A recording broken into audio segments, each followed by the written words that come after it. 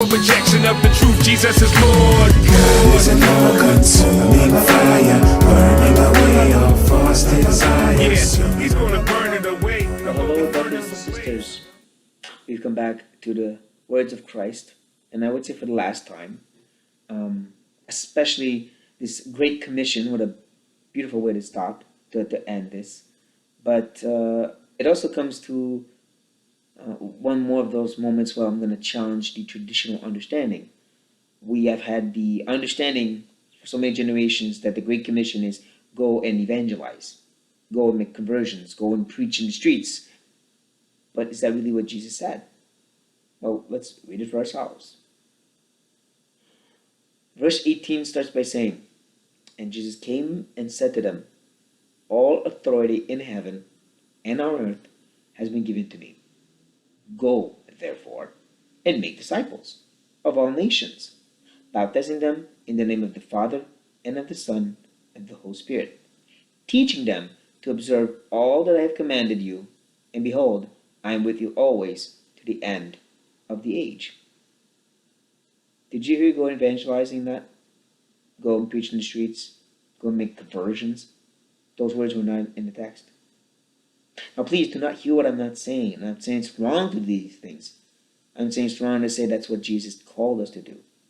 That's what the Great Commission is about. Now let's look at the Great Commission more carefully.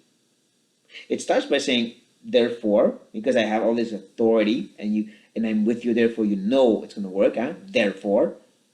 Now he says go, technically he says when you are going in the Greek. I don't usually want to do that, but here it's important. It says when you go. In other words, go back to your lives, my dear disciples.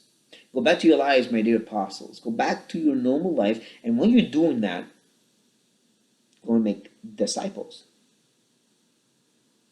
Go and invest in people's lives that will bring them to know me and follow me. Pick up their cross and be my disciples. You will teach them how to observe everything. You will even bring them to the fact of the importance of being baptized and being part of the community and serving within that community.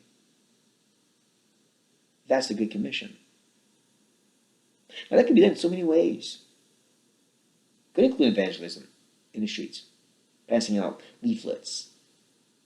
It could include street preaching. It could include you going to work and faithfully sharing the gospel when God opens that door.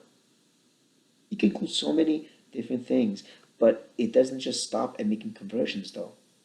That's the problem. We focus too much on the conversions and sowing seeds, which is good, but the Great Commission is to make disciples out of people.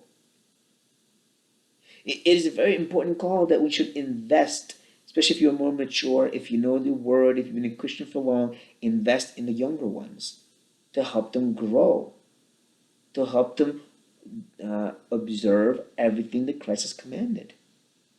Like a big brother or big sister. Then you're fulfilling the Great Commission.